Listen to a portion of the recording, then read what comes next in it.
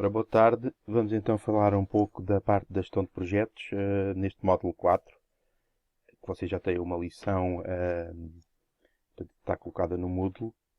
E em relação à gestão de projetos, temos, portanto, três lições que estão aqui resumidas. Portanto, a primeira parte vai estar, vamos falar um pouco sobre as questões fundamentais e a causalidade nos projetos.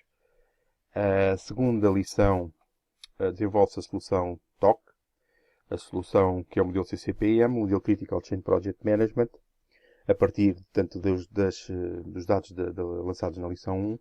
Na terceira lição, vamos fazer a continuação do CCPM e apresentar a gestão visual de projetos, o Visual Project Management, que é uma evolução, diria, simplificada da gestão de projetos, de uma forma encarada de uma forma bastante alargada.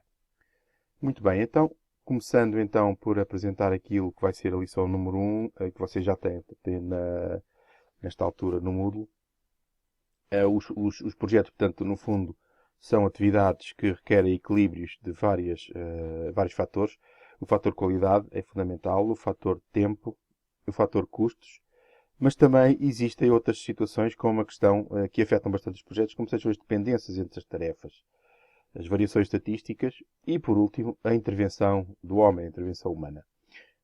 Neste boneco aqui, se eu colocar ainda nestes comboios aqui a linha da realidade, verifico que isto tudo, o nosso projeto está no equilíbrio, que é um equilíbrio que por vezes se torna crítico, nomeadamente para eu conseguir manter estas três vertentes. Portanto, o que é que acontece nos projetos? Não admira, portanto, surgirem os tais UDIs, efeitos indesejáveis, Undesirable Effects. Esta já é uma terminologia que vocês começam agora a habituar na TOC e que, independentemente do tipo de ambiente, do tipo de projeto que estamos aqui em questão, o que se verifica são estas situações. Primeiro, a questão fundamental das datas. As datas não são cumpridas. Depois, há muitas modificações nos projetos. Aquilo que era o projeto inicial vai sofrendo sempre uma alteração. Aqueles recursos que são prometidos para todo projeto, que aquela pessoa, que aquele recurso, que aquela situação vai funcionar, nunca está disponível. Há lutas, portanto, e sobretudo em multiprojeto, muitas lutas entre prioridades, e quem berra mais alto muitas vezes é que tem os determinados recursos. E, portanto, existe demasiado trabalho reforçado, é um outro UDI, em virtude das situações anteriores. E, por último, temos a situação de custos, portanto, os orçamentos são ultrapassados. Se nós resumimos a visão de projetos, uma vez mais a visão clássica, que é esta aqui, e a visão TOC, o que se verifica é que, no fundo, o que se diz é que existe, portanto, muita incerteza associada aos projetos, mais incerteza do que ainda na questão das operações, porque nós estamos a lidar não com, e sobretudo quando se faz o planeamento dos projetos, não com um scheduling, com um planeamento fino, em que eu saiba exatamente tudo. Há muitas variáveis que eu desconheço aqui nas tarefas. E esta é uma situação que é dita que, quer a nível de conteúdo, de recursos, dos próprios processos, existe muita incerteza. Eu tenho, portanto, que fazer esforços para reduzir esta incerteza. Tenho que eu próprio atacar aqui. Portanto, tenho que me focalizar em vários pontos para tentar melhorar e, neste caso, focalizar na maior parte das situações. Portanto, focalizar, o que eu digo aqui, focalizar em todo lado. Quando à justificação da gestão de projetos, do ponto de vista TOC, a causa da gestão não está na questão da variação em si, que ela existe, uma vez mais, mas na forma de gerir os projetos. Portanto, a questão dos problemas que eu tenho com os projetos. Portanto, o que eu tenho que fazer é proteger aquilo que é importante, focalizar naquilo que é importante e proteger-nos assim da incerteza. Não, digamos, focar, portanto, uma vez mais em todo lado. Isto parece que já é uma coisa vulgar de vocês ouvirem na questão da TOC. Portanto, o problema raiz é assim o modo de operação, o nosso modo de operação. O que nós queremos normalmente na gestão de projetos é focalizar-nos nos ótimos globais. Ou seja, cada gestor de projeto segue tarefa a tarefa e verifica se a tarefa está a ser ou não cumprida. Tarefa A está a ser cumprida, muito bem. Não está, então vamos atacar. Tarefa B está a ser cumprida, não. Vamos atacar. Tarefa C, por aí adiante. Até que, com isto, ele tem a ideia que o projeto vai estar todo... se eu conseguir fazer isto a tempo, eu consigo ter o meu projeto a tempo. Isto não é verdade, como nós sabemos hoje em dia, e o que nós temos de nos focalizar é no projeto terminar a tempo e não cada tarefa terminar a tempo. Portanto, existe em cada tarefa, segurança embebida. O que é que se chama de segurança embebida? Ou seja, as pessoas normalmente mascaram, digamos, as tarefas com alguma segurança para evitar que não cumpram, para darem estimativas realistas dessas tarefas. E, por outro lado, há algumas questões que nós temos que considerar na lógica de projetos que influenciam os próprios projetos, como sejam a questão da lei de Parkinson, a questão do síndrome do estudante. A lei de Parkinson é o ajuste, digamos, ao tempo do projeto. O síndrome do estudante vocês conhecem.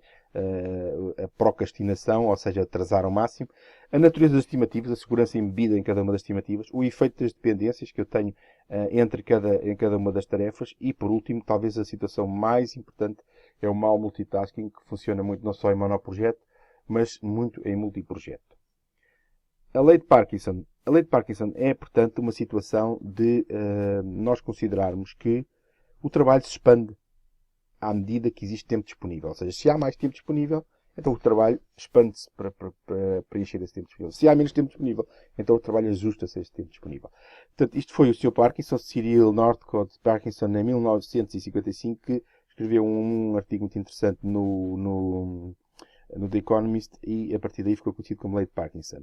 E o que acontece é que muitas vezes estamos a fazer, para preencher tempo, estamos a fazer coisas que não interessam absolutamente a nada, ocupamos com qualquer coisa que não seja o nosso objetivo, e no caso dos projetos especificamente, para preencher aquele tempo que nós temos disponível para fazermos uma tarefa. Ou seja, nós somos, nesse aspecto, pouco produtivos. Acabamos sempre, muitas vezes, por estar a fazer uma coisa, depois vamos polindo, perder tempo, e preenchemos então o tempo que existe disponível para essa tarefa. A natureza das estimativas é uma coisa interessante porque normalmente os projetos não seguem uma curva normal de probabilidade, os tempos, que seria uma coisa assim, tipo sino, e temos aqui um dinossauro aqui com uma grande cauda, porque na realidade os projetos existe um enviesamento da curva para o lado direito, para o lado do tempo. Isto o que é que vai fazer? Faz com que as estimativas aumentem de tempo, a média no fundo da distribuição. O multitasking como eu disse, é uma outra situação e talvez a mais penosa, porque, reparem, se eu tenho estas três tarefas para fazer e se eu fizer, tenho aqui os meus setups, estes a cinzento, que é a preparação, faço até esta tarefa, faço uma preparação, mudo de tarefa, faço outra preparação, mudo de tarefa, tenho o meu projeto terminado. Normalmente isto seria assim. Mas na realidade o que acontece é uma situação mais ou menos deste género. Isto é provável que aconteça isto. Ou seja, eu pego numa tarefa deste projeto, depois pego numa deste, depois pego numa deste e vou fazendo assim até chegar ao final.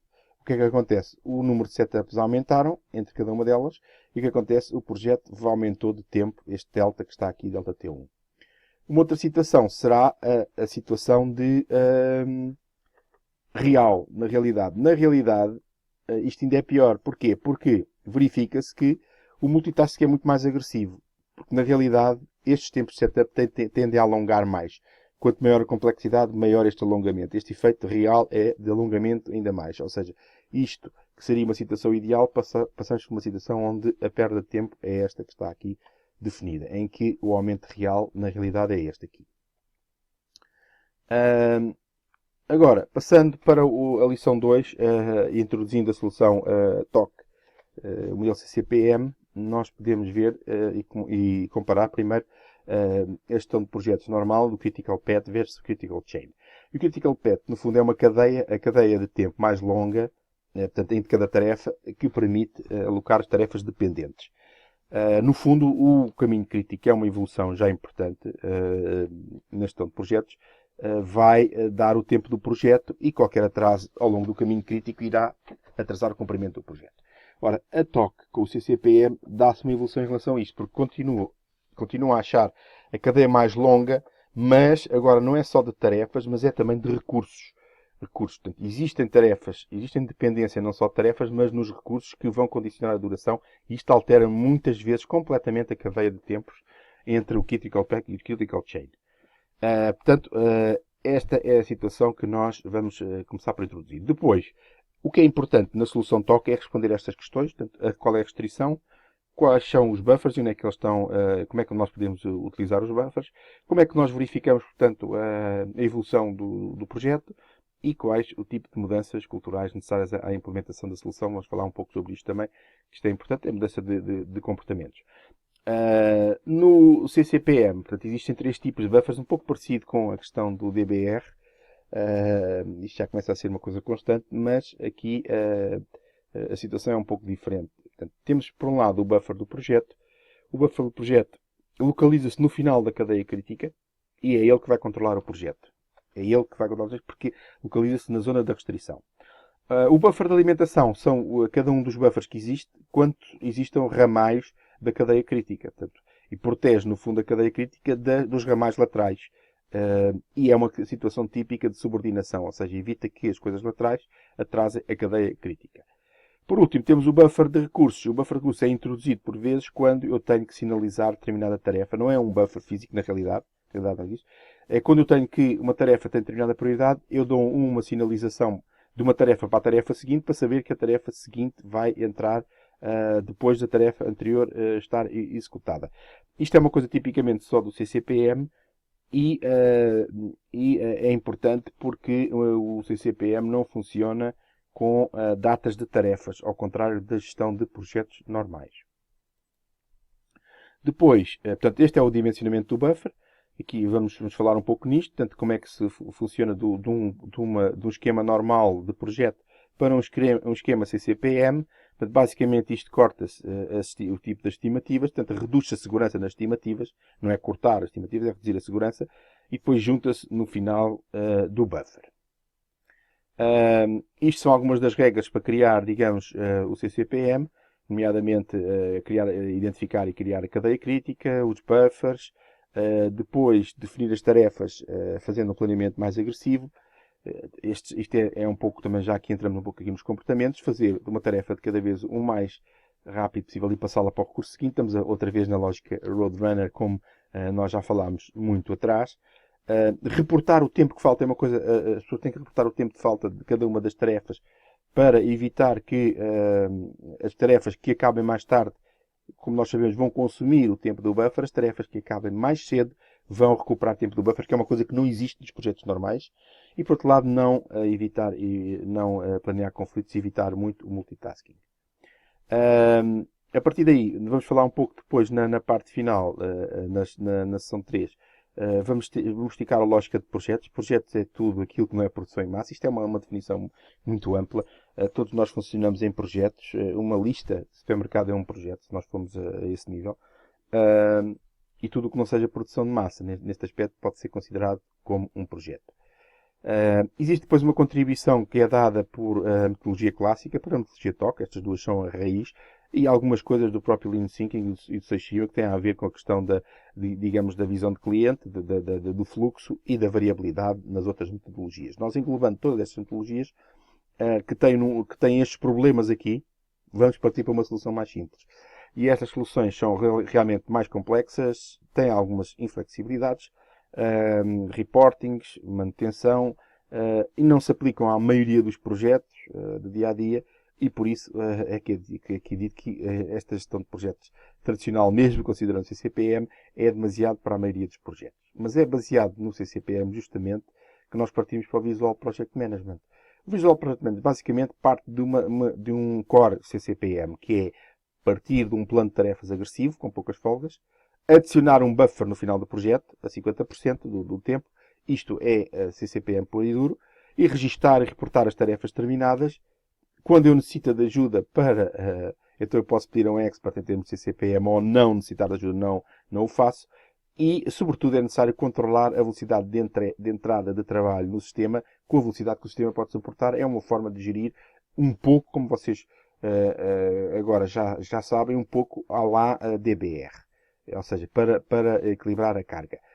Estes gráficos, que são gráficos tipo Fever Chart, que vamos falar na lição 2 também, na lição 3, no fundo, neste caso, terão aqui o consumo do buffer versus o consumo quer da cadeia crítica no CCPM. Aqui estamos a falar, pode ser o CPM, pode ser uma lista, pode ser qualquer coisa, e vamos falar um pouco mais, e vou ver um pouco mais a questão destes Fever Charts para controlar a evolução monoprojeto, que é o caso aqui, ou multiprojeto, que também iremos falar. Ok?